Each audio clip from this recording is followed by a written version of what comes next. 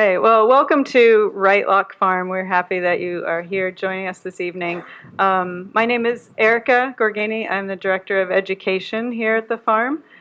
So in charge of the youth programs and adult workshops and myriad things that we do in that realm. Just a quick show of hands. Is this anyone's first time here at the farm? Okay, a few of you. Yes, nice. Thank you. Well, we are glad that you showed up. And a lot of you are familiar faces, and you know a bit about what we do here at the farm. So Wright-Locke Farm exists to build broad community and model sustainable practices through active learning and organic agriculture and land stewardship and an appreciation for our historic New England farm. So we do this in three main ways. We do it through our certified organic agriculture operation. So we have fruits and vegetables and flowers for local consumption. We have educational programs, as I mentioned, for all ages. And we also do public and private events. Layered on top of that, we have a pretty robust volunteer program here. So it's an exciting place to be. We're especially excited about the speaker series. This year there's an emphasis on kind of an overarching theme of climate change, which is a super important issue these days. And as a farm, we've been talking a lot about just the need to kind of turn our attention to environmental issues and address things like resiliency, building resiliency. So we're excited for this speaker tonight, and I'm going to hand it over to Kim, our Community Engagement Coordinator, and she's going to introduce our speaker. So thank you.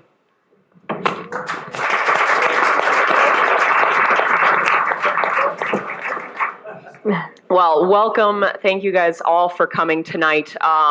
Where the speaker series originated was we really wanted to highlight a lot of just really critical information that we thought about. We wanted to bring people together to learn about issues together, and let's see what we can do. Let's see what we can start to change. And so this is the third year of the speaker series. I've gotten to learn so much good stuff over the course of these 3 years. So I hope you'll take a lot from this evening. Julie will be speaking for about 45 or so minutes, and then we'll have a question and answer session at the end. But I'm sure she would take clarifying questions throughout. It should be a good evening. So luckily we got some good weather. We kind of missed the thunderstorms. We'll see how that goes. I did have one thundery speaker series one time. It was exciting. So I just want to give a little bit of background to our speaker tonight. And I do have to admit, I did lift this off of Sterling College's website because I loved the bio. It felt like my words. So, I figured I'd give them due credit, but I really enjoyed the bio. So, after studying forestry and agriculture at Sterling College, Julie Wormser finished up her bachelor's degree in biology at Swarthmore College. She later received a master's in public administration from the Kennedy School of Government at Harvard University. Julie's career has been devoted to environmental stewardship with a focus on communities and the natural resources on which they depend. Julie is the Deputy Director of the Mystic River Watershed Association. Say that 5 times fast. I'm sure she has. And they've been working with cities and towns to prepare for climate-accelerated flooding, drought, and heat waves. And in her former role as executive director of the Boston Harbor Association, she was instrumental in drawing attention to Boston's need to prepare for coastal flooding from extreme storms and sea level rise. She co-authored Preparing for the Rising Tide and Designing with Water, and co-led the Boston Living with Water International Design Competition with the City of Boston and Boston Society of Architects. Prior to that, she secured millions of dollars in federal funding for New England's forest lands and fisheries as a senior strategist with the Environmental Defense Fund, Appalachian Mountain Club, and the Wilderness Society. And Julie and her husband, Fred, who is also here with us tonight, live in Cambridge with their teenage daughter. Is that still true? Or Still true. Okay, still true. So it's a current bio. 2 assertive cats, and a flock of backyard chickens, which we've been very much enjoying chatting about tonight. So I am so pleased to have Julie here with us tonight, and I would welcome you to help me welcome her to the stage.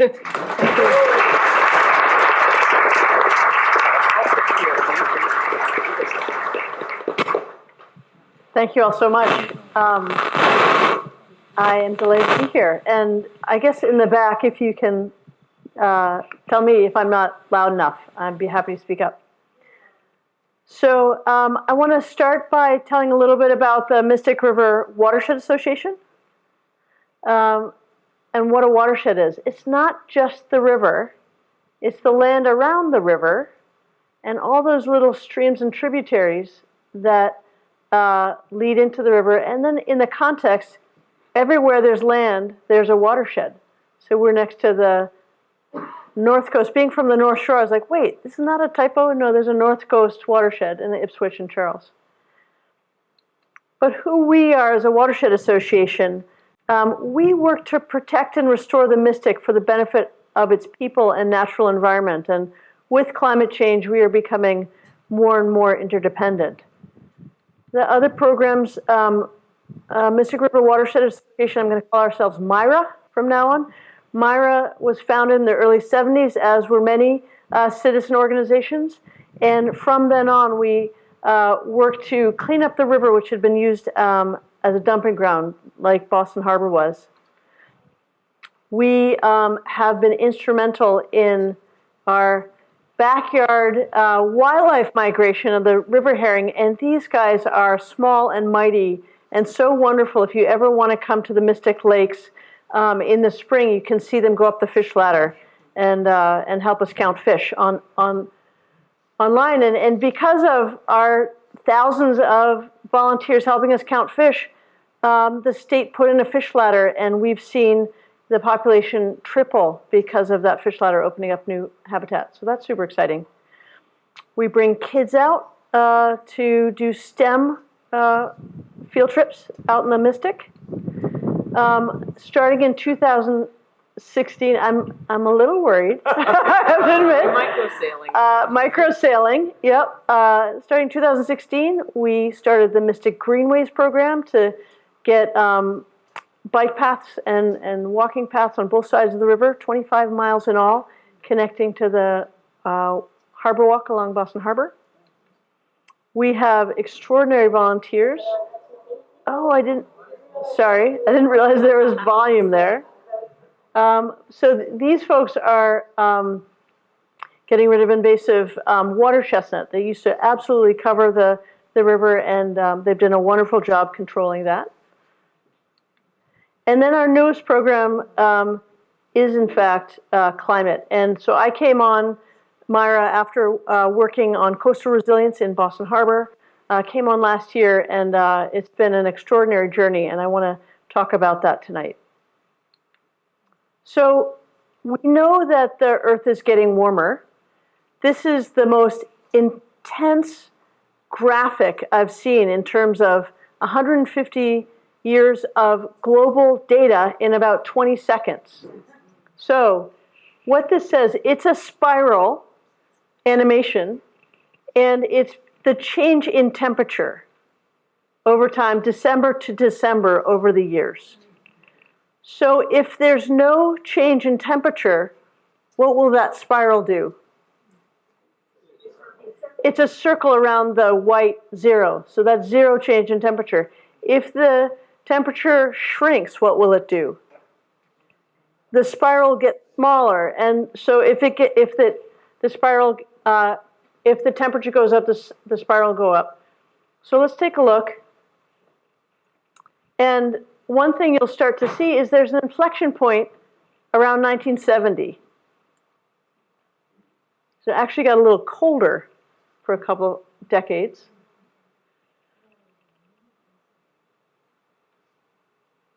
And all of a sudden, kaboom, here's all the records. They're not even overlapping anymore, right? And so the 1.5 degrees centigrade is what we're trying to stay under. And 2.0 is the Paris Agreement that says we're really not in good shape if we get beyond that. We're now learning that the Boston area, especially coastal Massachusetts, has already hit 2.0 because the ocean is warming disproportionately quickly, so our land is as well. So what happens when you put all that heat into the system? What does it do to our local weather?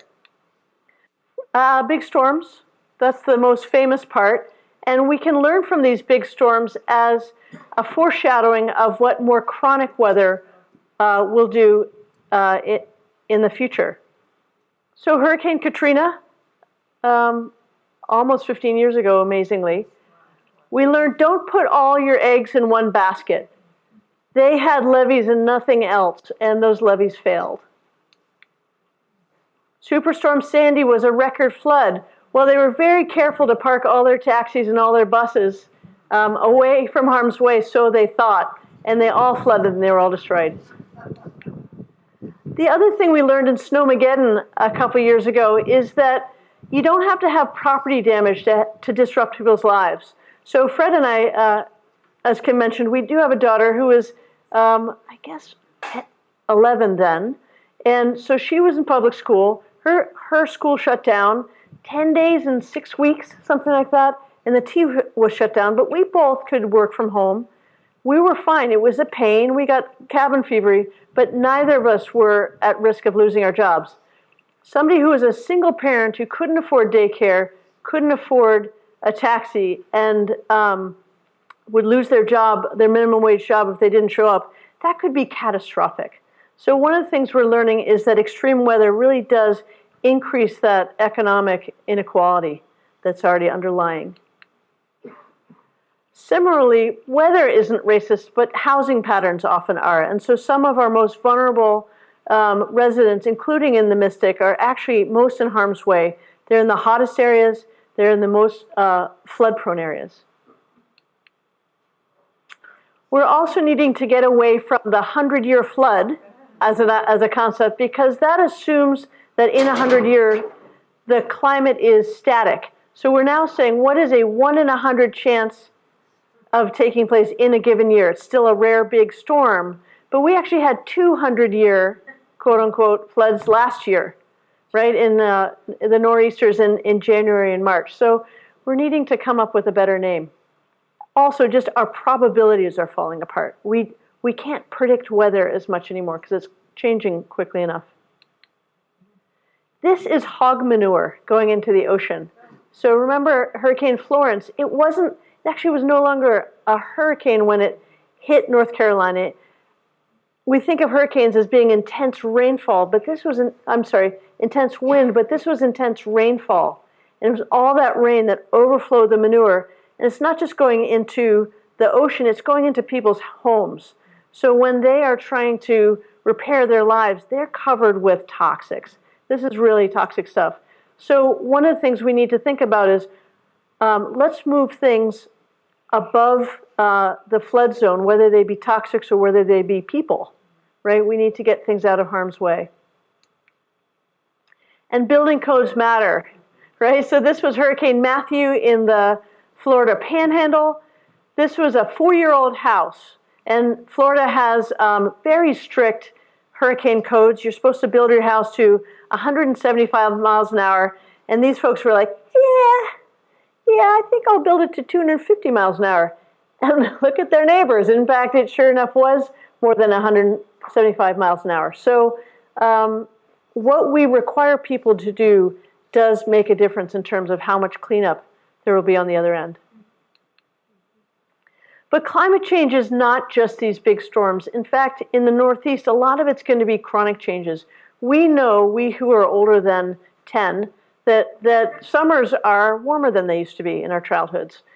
We know, those of us who are older than a kid, that rainfall is more intense than it used to be. And so these are not catastrophic. They just don't make the newspaper typically, but they do change how we live and how we need to prepare. So let's take a look at that. We're seeing hotter summers, for sure. And Climate Ready Boston, we are super lucky in this area to have some of the world's best universities and a lot of smart people who care a whole lot about climate. So we have very, very good local scale global projections. that a lot of the world doesn't have. So this is when I was little, going to the beach. I grew up in Marblehead. We would see 11 days above 90 degrees, more or less, often not in a row, here and there. We are already about here on this chart, and that's already about what we're experiencing, more like 3 weeks of 90 degrees a summer, and that's a really big difference. And the biggest difference is when we can't cool down at night. That's when you start to have real health problems. So the challenge with this is as global warming kicks in, by 2030, we're going to have the climate of like Baltimore by mid-century, not quite 2030, but mid-century. By the end of the century, we're going to have the climate of more like Alabama. And poor Alabama, right? So we're seeing these increasing ocean temperatures, and one of the things I want you to look at is this is Greenland. So check out what happens in Greenland. So it's hot, hot, hot, cold. What happened? Yeah. So the warm temperature melted the glaciers. So with more heat in the system, both in the air and the ocean, we're getting more intense storms. This is Winthrop, which is also part of our watershed. And on top of these storms, we get this chronic sea level rise. So you probably have seen, this is also Climate Ready Boston. So what they're saying is we have had about a foot, at this point it might be 1.4 inches of sea level rise since the beginning of the Industrial Revolution. Some of that rise is from hotter water expanse. Some of it is from glacial melt, putting more water in the ocean. Some of it is the slowing of the Gulf Stream. So we see a little bit more sea level rise on the East Coast than in other parts of the world. But what this is saying is the dark blue is if we have business as usual, carbon emissions, we're going to see more sea level rise. Light blue is essentially what's locked into our system right now. If we were able to stop all carbon emissions, we would have less. So essentially right now we have 2.5 feet roughly of sea level rise locked into our system by the end of the century. If we do nothing as a global community, we could have as much as 7.5 feet. The high tide twice daily would be 7.5 feet higher than it is today. If we are business as usual as a global community, the challenge is a third of Boston floods at 7.5 feet. So, Copley Square would be at high tide without intervention with this kind of sea level rise. So this is what the lower Mystic looks like with about 3.5 feet of sea level rise. What this is a probability of coastal flooding. The dark blue is it floods twice a day. The purple is it floods on average once every 5 years. And that's Cambridge's drinking water supply. And that's poor Malden. And the funky thing that we learned from looking at this as a watershed is the ocean comes into poor Malden, comes in through Revere, this back door. So when you talk about having a Boston Harbor flood barrier, well, there's a lot of back doors to Boston. So that's an awfully tough, expensive solution. So I don't think that's soon. That was coastal. What we're also seeing is less drizzle. On average, we used to have rainfall about once every 3 days.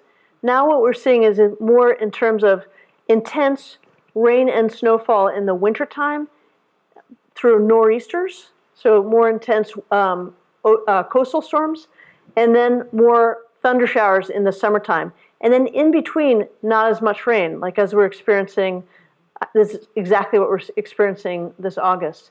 As a result, we're seeing shorter, more intense droughts. Our water table actually stays pretty high because we don't have as long droughts as we did in the past. So when it rains, we still get surface flooding. So this is called a cloudburst. We're seeing more of these. I think it was last year that East Boston had 4 inches of rain in an afternoon. Downtown didn't get any rain. So there's these very intense, slow-moving rainstorms. And this is what it sounds like. This is Ontario, Canada. It feels tropical, right? And we've been in these, right? They're much, much more intense. But our stormwater systems, I'm going to turn this off, it's a little annoying. Our stormwater systems are not prepared for this kind of rainfall. And so they flood into people's basements. It kicks open our sewage system. We get combined sewer overflow.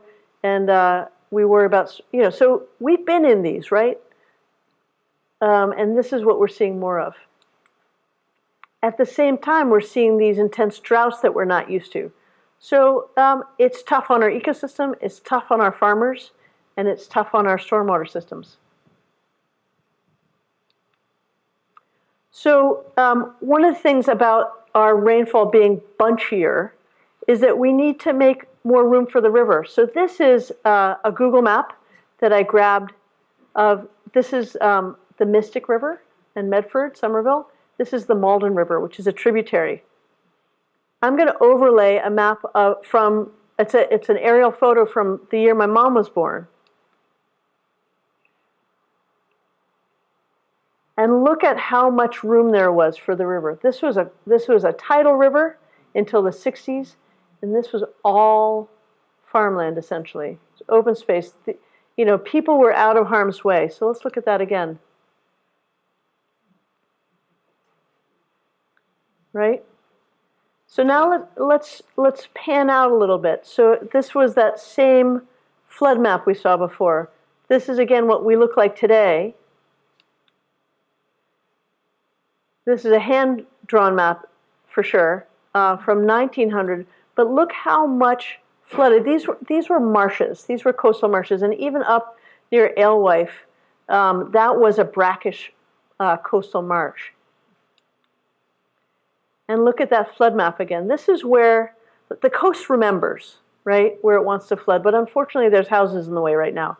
So it is to say that it's not to say that we're going to let everybody flood.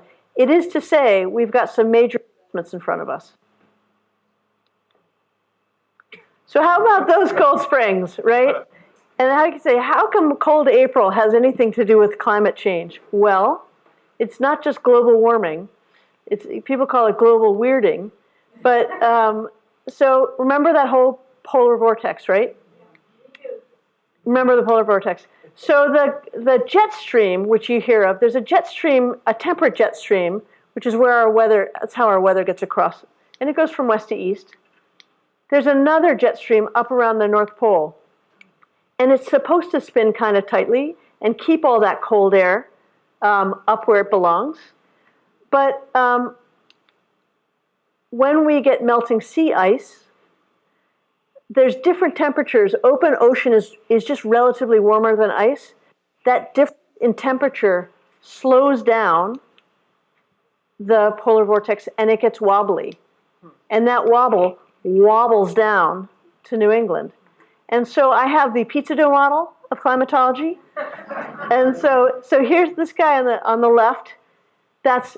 It's a tight round spinning, right? And so that's the equivalent of all that polar air staying where it should. And then my friend over here, that's the slow pizza dough, right? And so that's all that cold air slopping down into New England and making us cold, right? Best ever climatological model, I think. So anyway, it's essentially what's happening. Thank you. All right, so that was kind of the sad news, right? That was your big blow of like, whew, we've got a lot. And yet, this is not aliens landing, right? And this is, people have flooded. People have had people live in hotter places than Massachusetts. And so it's actually time to be humble and know that we don't have all the solutions. And here's some really beautiful solutions from elsewhere. So first, how do we manage more water without looking like that? That's an undersized culvert that makes a road look like that. Note to self, watch your culverts. So one of our mantras, my husband Freddie here said, how about you call it heading for the hills? Like, no, wrong vibe. Make room for the river is our vibe. And so instead of heading for the hills. So this is the Han River in Seoul, South Korea. just like the Charles River and just like parts of the Mystic, it has green space on both sides. Some of it's playing fields, some of it's natural space. And this is what it looks like in its rainy season. You see how those areas are flooded, but their highways are still going, right? This is a levee park in Hamburg, Germany. This is the middle of the Elbe River. It's a very floody river. That's a boring levee. This is a not boring levee, right? But they do the same thing. So, and then people are living and working like 25 feet up out of harm's way. So you don't have to make a seawall vertical. You can make it beautiful and park-like and add habitat and add people habitat. The Netherlands, they talk about, what is it, like God created Holland, but the Dutch created the Netherlands. It's something about that. It's such an engineered country. It is nothing, it's not natural in any way. And one of the things the Netherlands realize is that they're not just getting coastal flooding, they're getting rainfall flooding. And they have 30 pinch points in their river systems. And so this is the Wall River in Nijmegen. Sort of sounds like that. And what they said is if we create a second channel here and move our levee back, we can drop the resting height of that river, and we can actually create some really beautiful open space and retail area and residential area, and that's exactly what they've done. So it's beautiful, and they have lowered their flood risk. So there's river flooding. There's also localized rain flooding, even away from the Mystic. And this is another great example. This the Chungachung Channel means like beautiful water. It doesn't quite mean that. Maybe it's crystal clear water, something like that. And it is the absolute must-see place in Seoul, South Korea. And this is what that looks like. They also have super intense rainfall. This is what that looks like during the dry season. And this is what it looks like during the wet season. This is this idea of living with water. It doesn't mean wading through water. It means managing water so it doesn't do harm. You can flood without flood damage. And this is what they've done in Seoul. And lest you think we can't do this, this is what Seoul looked like beforehand. They had capped the river. The river was smelly. A Korean student told me that this was the place you went to get mugged because it was just it was an urban blight. And they took down that elevated highway, they uncovered that river, and it's stunning. And that is their flood control. If they can do that, we have more money than Korea. Where did the cars go? They shifted cars to buses. So they actually shifted to more public transit, and so they didn't need the cars. So we've been learning a lot from the Dutch and the Germans and the Danes. And I thought, we can learn a lot from monsoon cultures too. Indonesia and India and Bangladesh, they have a whole lot fewer resources, and yet they have flooded for millennia. What can we learn from them? And so I would love to have some folks who are from monsoon cultures come and teach us more about intense rainfall, flooding without flood damage. So here's a monsoon-adapted, beautiful home. When it's the dry season, they have this nice picnic area. When it's flooded, they live in their second floor, right? Ta-da! They're ready.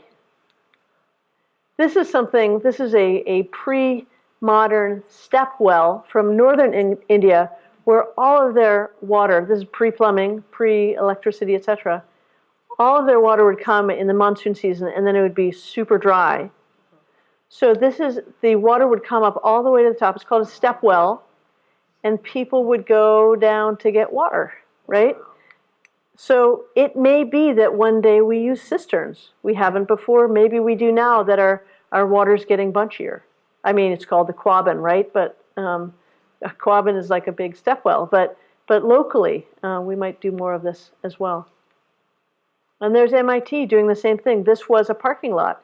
Now it's a dry river that absorbs some of that floodwater.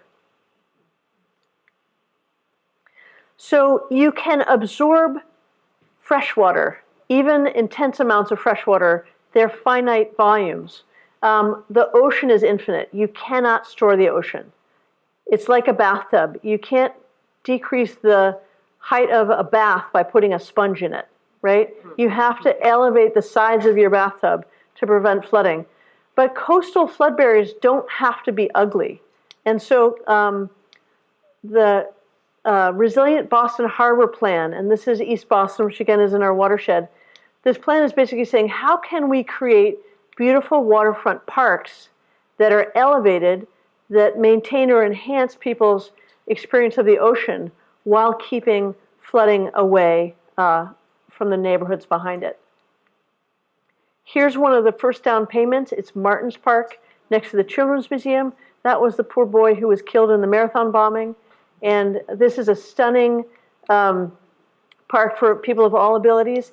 And it's like, I don't know, it looks like 15 feet tall. I'm not quite sure of the height, but that is one of the first parts of the levee going around the seaport, right? And what an awesome levee that is. So we can have fun with these. We can make sure that all of these expensive improvements also do double duty day to day when we're not dealing with extreme weather.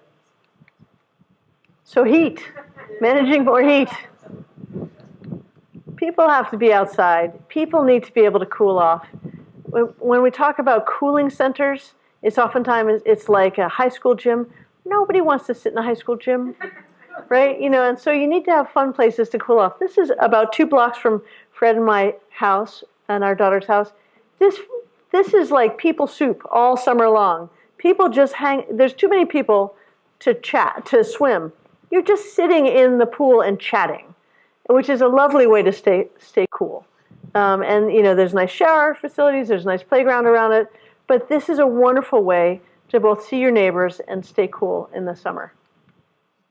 And the head of energy and environment in Medford also says, we used to think of sprinkler parks as luxuries. We now put them in every single park because kids need to get outside in the summer. And again, as we're getting hotter, we need to build in opportunities for kids and adults to stay cool.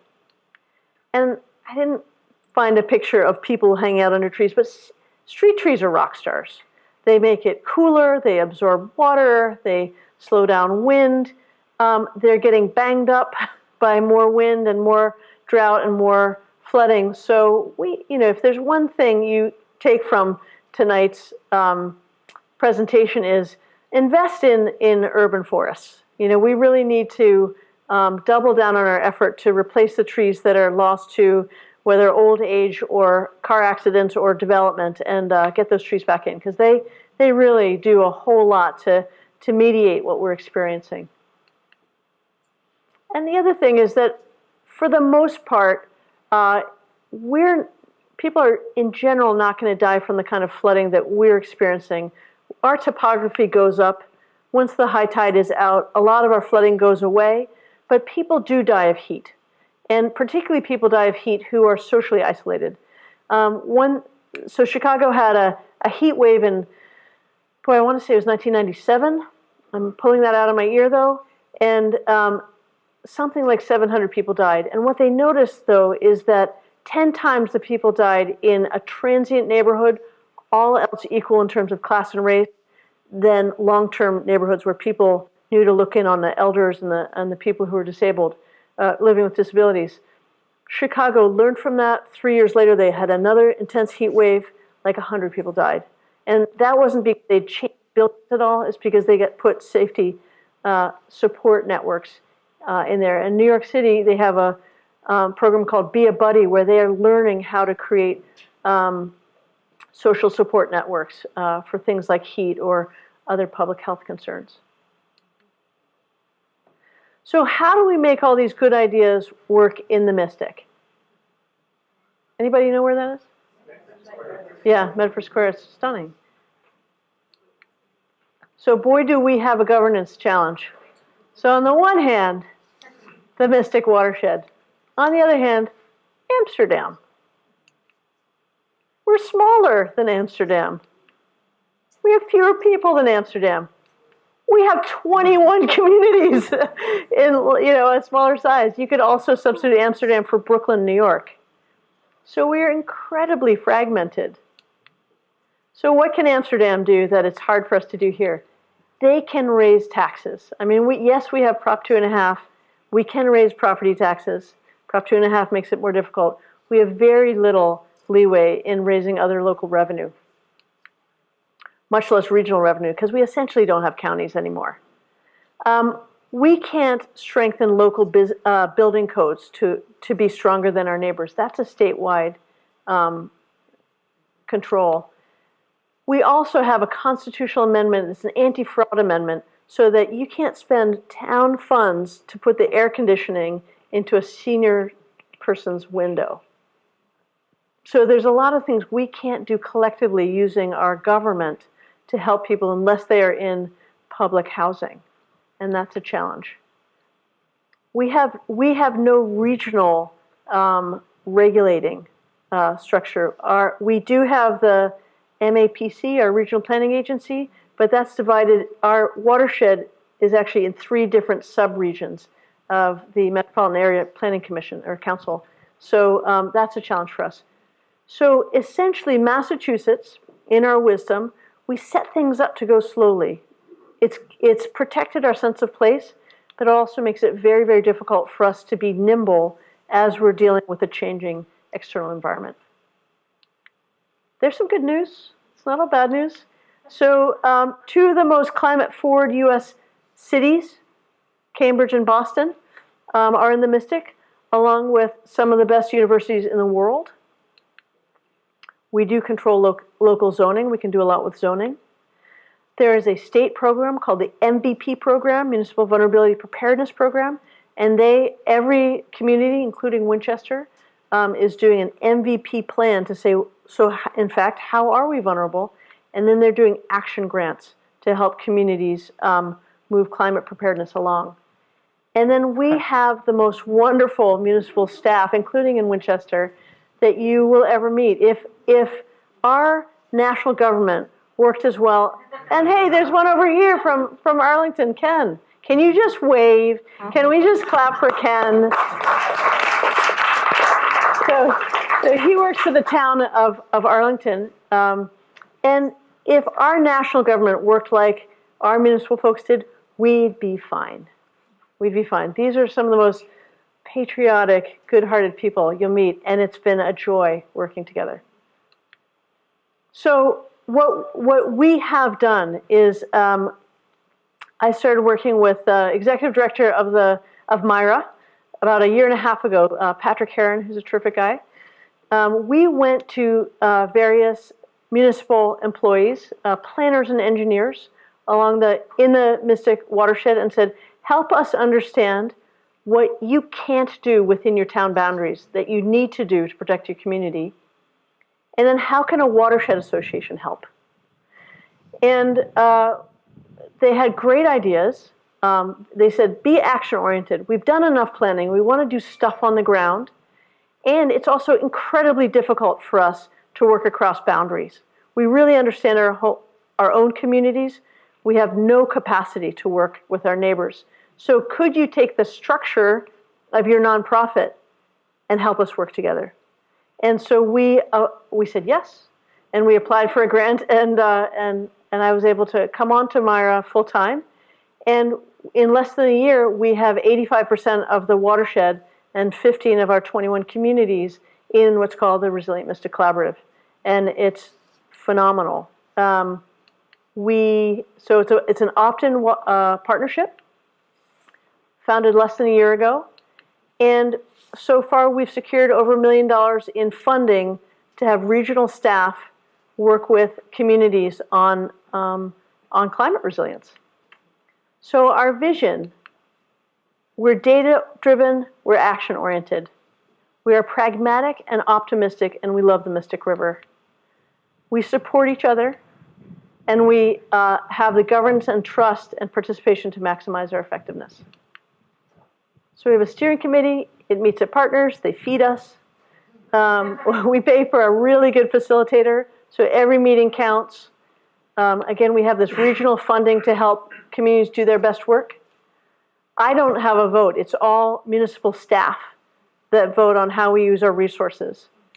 Then we also add content experts in environmental justice, in planning, in land use law, and architecture to help with these discussions. And then once we decide what we're going to do, those working groups at a local level are much more inclusive than just staff. But we want to have a very high trust steering committee to move us forward. So one of our working groups is Upper Mystic Stormwater Management. One of the things you'll see from looking at our watershed, it's a tale of two watersheds, right? The Lower Mystic is really greater Boston, very urban, very paved.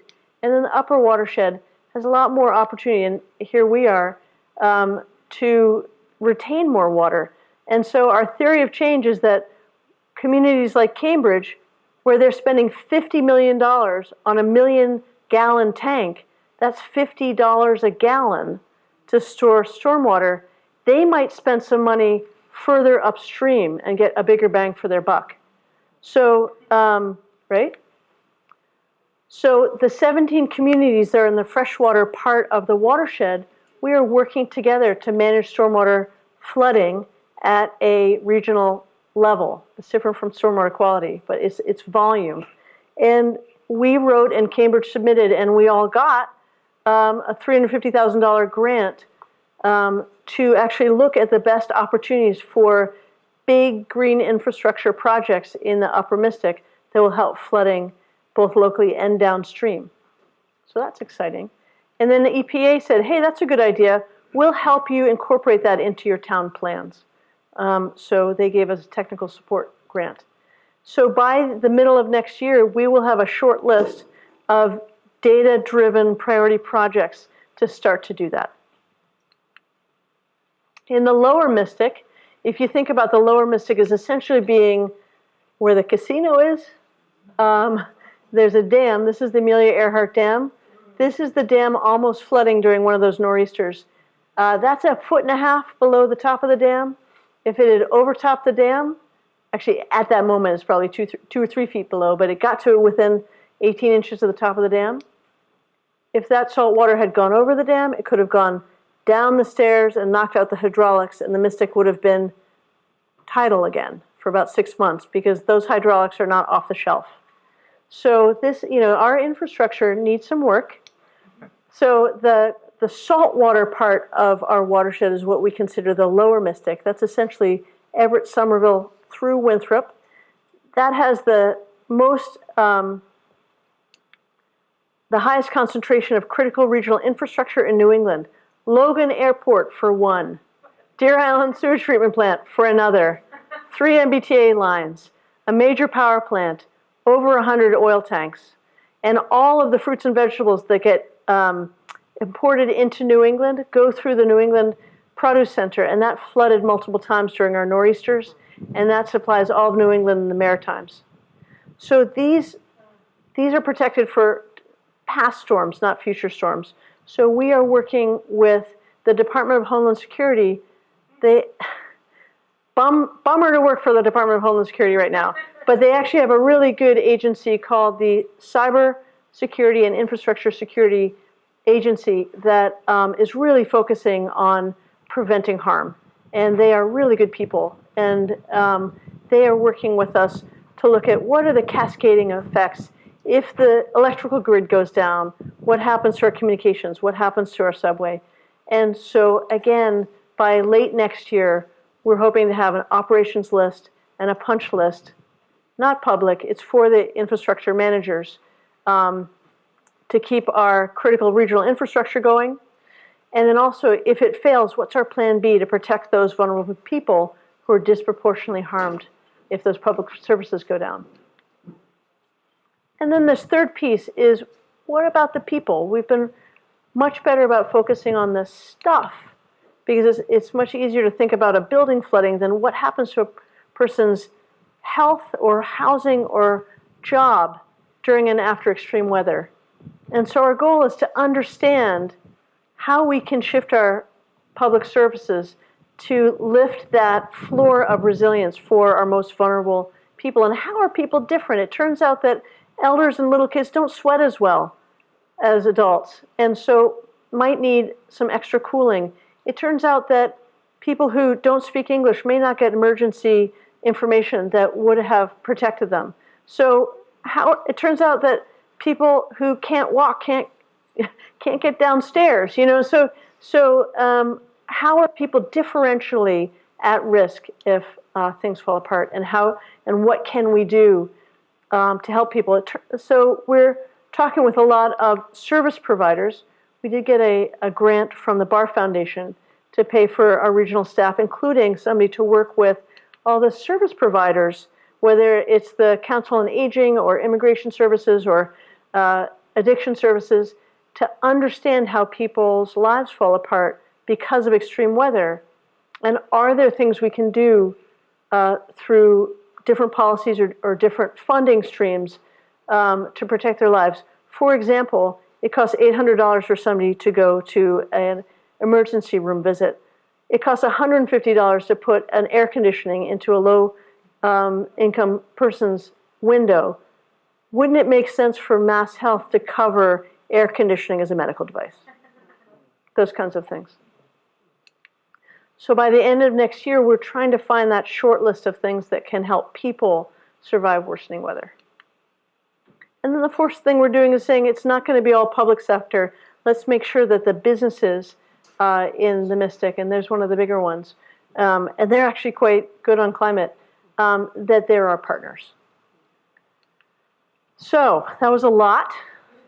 And what I would say is that if you only remember three things, it's going to be different. It doesn't have to be worse. That's our mantra. We're all in this together. If we work regionally, it's going to be cheaper, more friendly, and more effective. But there's just no question that we're headed for another big dig, another Boston Harbor cleanup. And so given that the federal government is not as much of a partner right now, we need to think about making every dollar count twice, and think of what are those other things we're trying to solve: better housing, better roads, better schools, more green space, that we can also solve through these investments. Thank you very much.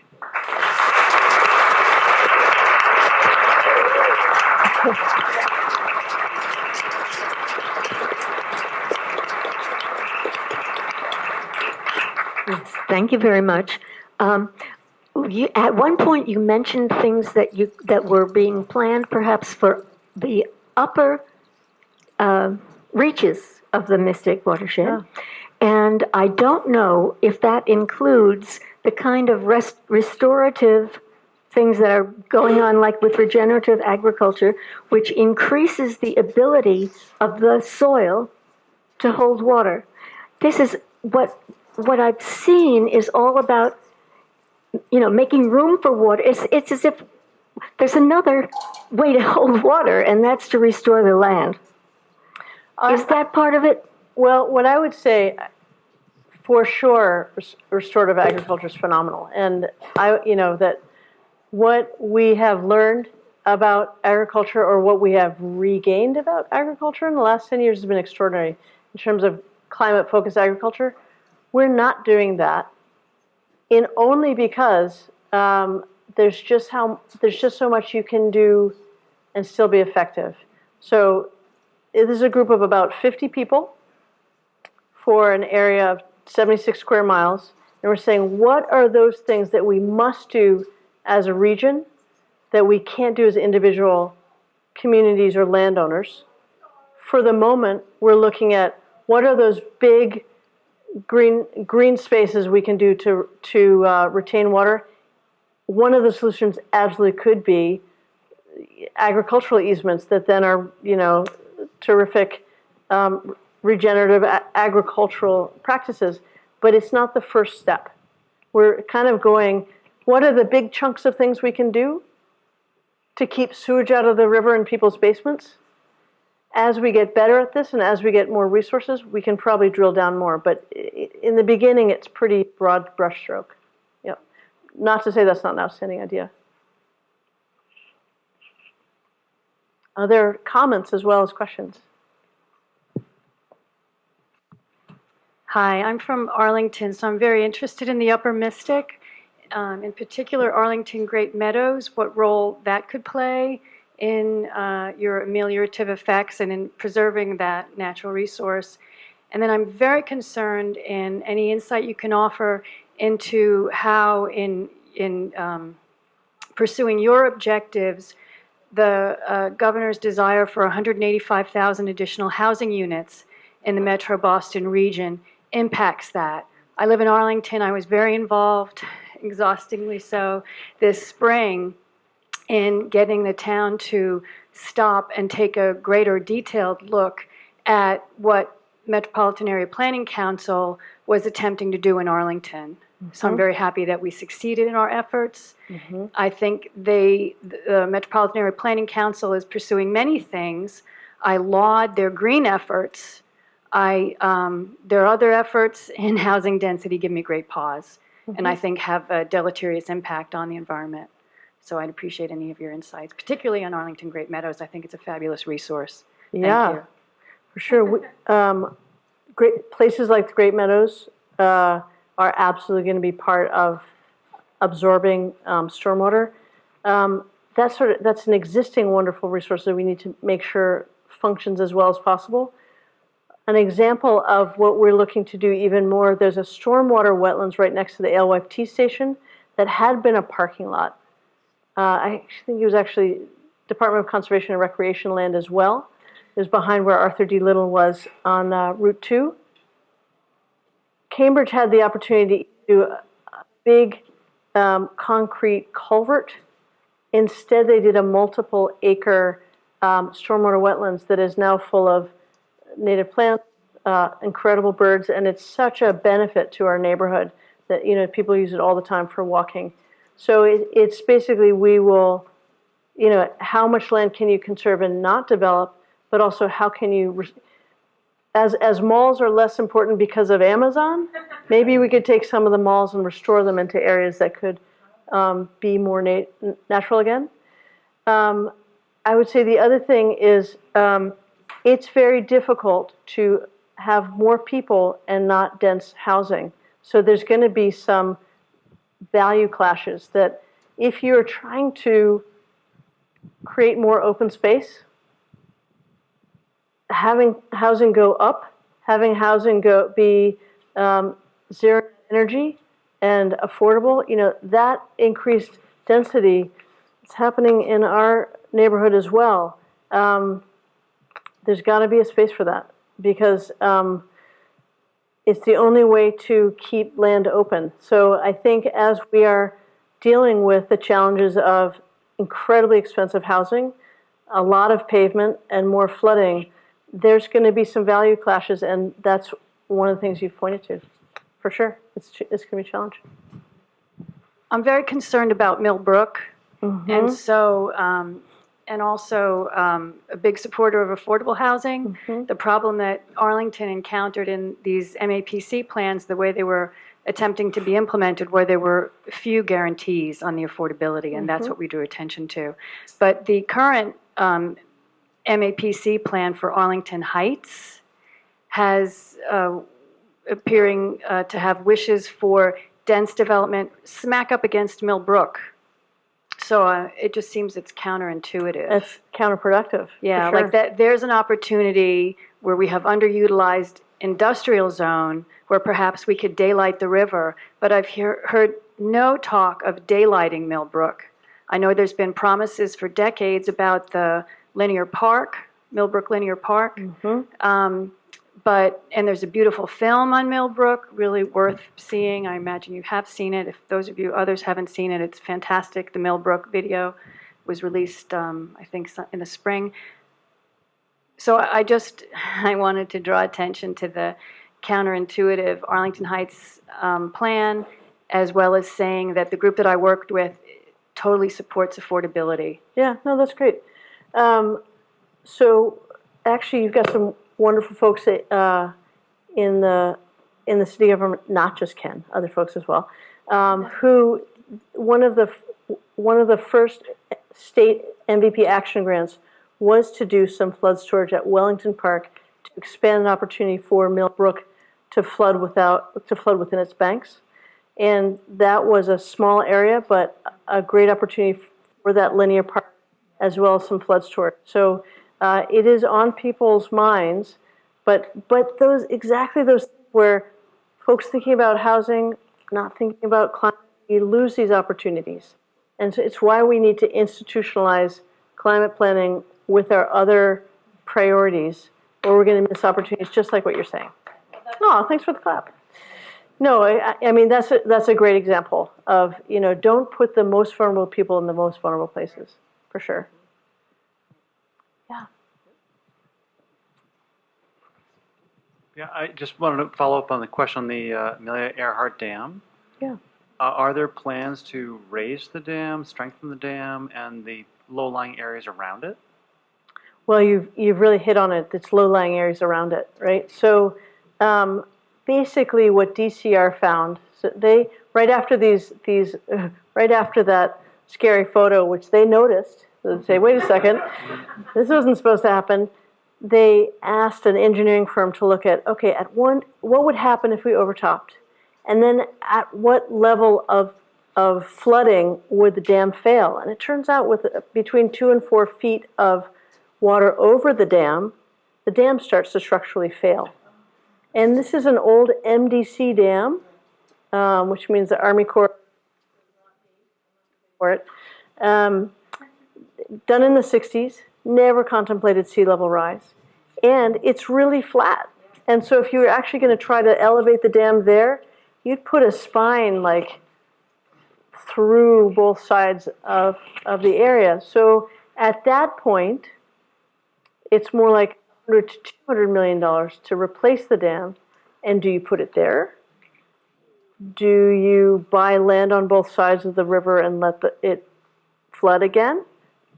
Thank you, Malden. Poor Malden. I mean, Malden really has closed in on Malden River.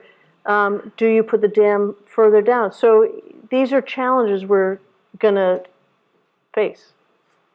Yeah.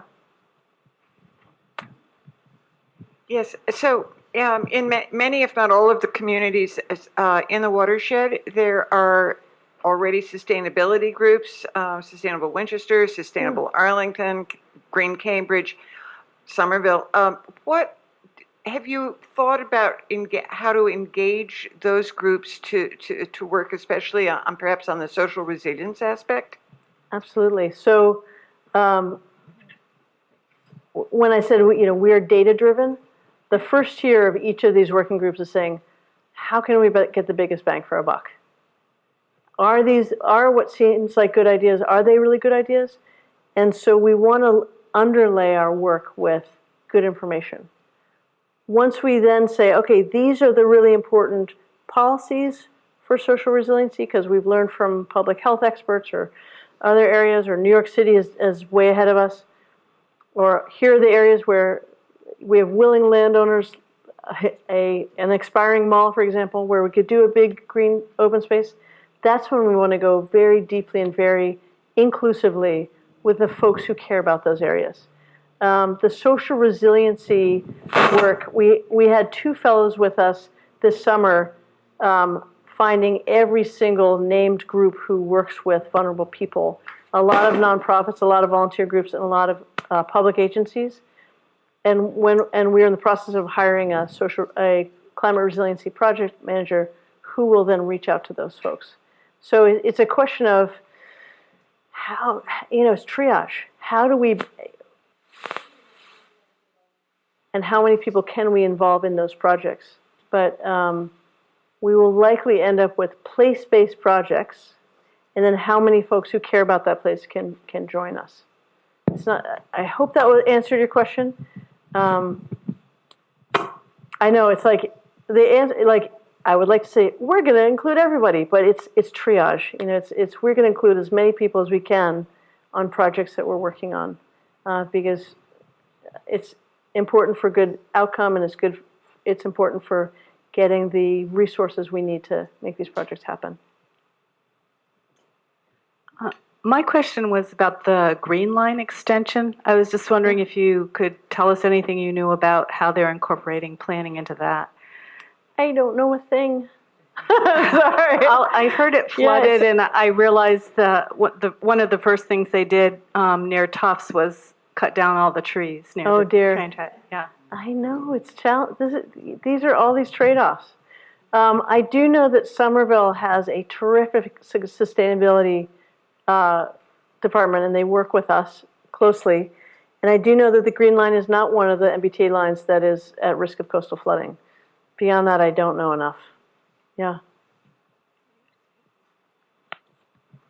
I have a question for you. How do you get some of the communities in our watershed that are maybe upriver to fund the necessary projects? You mentioned getting the biggest bang for your buck. Yeah. Like we in Winchester know that some of our flooding issues could be addressed maybe by an upstream community such as Woburn, but to get the Woburn residents to, dole out some money where they may not get the benefit, but it would benefit those downstream. How do you see the communities working together to fund the necessary infrastructure projects that go beyond the borders of the communities? Well, both Winchester and Woburn are part of this group looking for big spaces, and there are some pretty great spaces in Woburn. We are really trying to leverage existing public funding. So there's a new fund through FEMA called BRIC, Building Resilience in Communities, that is a pre-disaster fund. We're trying to crack the code. That's a 75% match. And the hope is that the state would do the other 25% match. There are also things like National Wildlife, NIFWIF, National Wildlife, Fish and Wildlife Foundation funds. So it's basically, the goal is, instead of one community trying to get all of its money together and another one competing for the same project, if we can do this at a regional level, you have all 17 communities saying, this is what we need, and then this is what we need. And we have a lot more political capital applying for that funding. So it's not a guarantee, but it increases the likelihood of funding. That's our strategy. The other way that we would have more control over it, there's something called a Joint Powers Act, which is a voluntary partnership among communities, does not take a state legislative act. It's already there. Basically, if towns say, we opt in to work regionally, we could have a regional bond that's paid back by local stormwater fees. So you get all the benefits up front through the bond, and you pay it back over time through a stormwater fee. That's a way to do it as well.